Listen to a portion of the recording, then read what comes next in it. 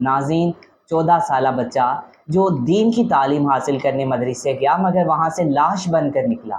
اس کا جرم صرف اتنا تھا کہ اس نے درندگی کے آگے جھکنے سے انکار کیا۔ ناظرین، یہ واقعہ خیبر پختونخوا کے ضلع صوابی کے علاقے خواجہ خلا کا ہے۔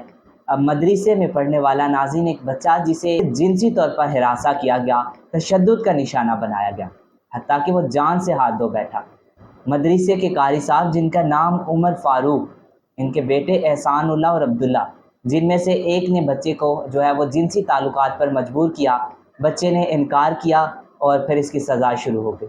ناظرین، پہلے بچے کو سب کے سامنے مرغا بنایا گیا، پھر ایک ایک کر کے مارا گیا، چھڑی ٹوٹی، پائپ پھٹا، قاری صاحب خود میدان میں اترے اور آخر کار بچے کی سانس رک گئی۔